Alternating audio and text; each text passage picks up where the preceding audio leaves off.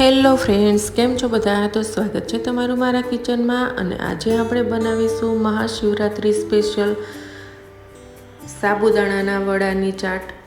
તો આ ચાટ એકદમ ટેસ્ટી એવી બનીને તૈયાર થાય છે. તો છેક સુધી તમે રેસીપીને જોજો. પણ એ પહેલાં જો ચેનલમાં નવા હોય તો ચેનલને લાઇક, શેર અને સબસ્ક્રાઈબ કરવાનું બિલકુલ ના ભૂલતા. તો હવે આપણે રેસીપીની શરૂઆત કરીશું. તો મેં અહીંયા એક બાઉલમાં પલાળેલા સાબુદાણા લઈ લીધા છે. તો મેં એને ઓવરનાઇટ પલાળીને રાખ્યા હતા. તો સાબુદાણા એકદમ સરસ પલળીને તૈયાર થઈ ગયા હતા, એટલે મેં એમાંથી પાણી નિતારીને લઈ લીધા છે. 1 વાટકી સાબુદાણા હતા.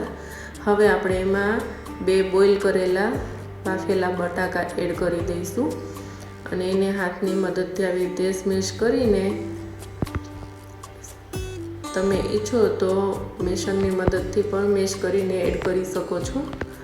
તો મેં અહીંયા હાથની મદદથી મેશ કરીને એડ કરી દીધા છે. અને હવે આપણે એમાં શેકેલા અધકચરો શિંગદાણાનો ભૂકો એડ કરી દઈશું. અડધી વાટકી શિંગદાણાનો ભૂકો એડ કર્યો છે અને 3 થી 4 લીલા મરચાં એડ કરી દઈશું. 1 ચમચી આદુની પેસ્ટ, અડધી ચમચી આખું જીરું અને 1 ચમચી ચાટ મસાલો એડ કરી દઈશું. અને હવે આપણે એમાં 1 ચમચી ધાણા જીરું, અડધી ચમચી લાલ મરચું પાવડર, 1 ચમચી મરી પાવડર અને ટેસ્ટ પ્રમાણે મીઠું અને 1 ચમચી આમચૂર પાવડર અને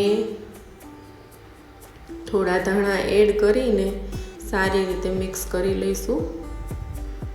તો આપણે મિશ્રણને એકદમ સરસ રીતે મિક્સ કરી લેવાનું.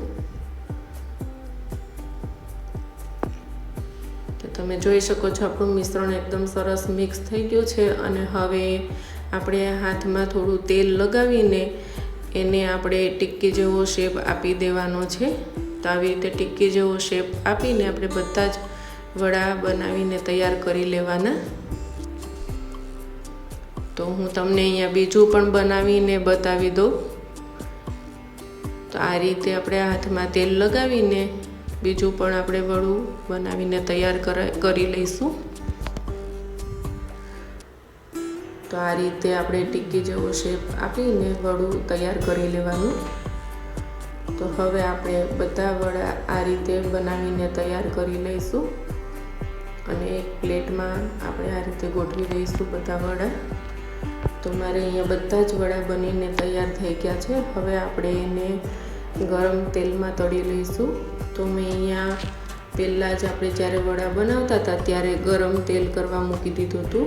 તો આપણે એમાં થોડું વડાનું મિશ્રણ એડ કરીને ચેક કરી લઈશું કે તેલ ગરમ થઈ ગયું છે કે નહીં. તો તેલ સરસ રીતે ગરમ થઈ ગયું છે. હવે આપણે એમાં બધા વડા, એટલે કઢાઈમાં જેટલા વડા આવે એટલા આપણે વડા એડ કરીને તળી લઈશું.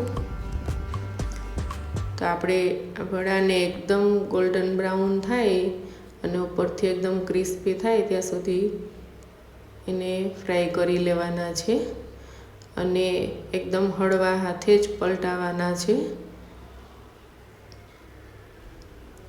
તો આપણે બધા વડા પલટાવી લઈશું એક સાઈડથી, જેથી બીજી સાઈડ પણ સરસ રીતે ક્રિસ્પી થઈ જાય.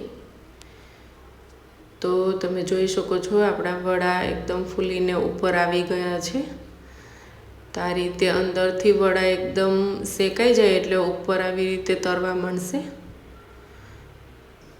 તો હવે આપણે ગોલ્ડન બ્રાઉન થાય ત્યાં સુધી વડા તળી લઈશું. તો તમે જોઈ શકો છો વડાનો કલર ચેન્જ થઈ ગયો છે. તો હવે આપણા વડા બનીને તૈયાર છે. તો હવે આપણે એને એક પેપરમાં કાઢી લઈશું. તો આવી રીતે હું બધા જ વડા બનાવીને તૈયાર કરી લઈશ. તો હું તમને અહીંયા એક વડું કટ કરીને બતાવી દઉં.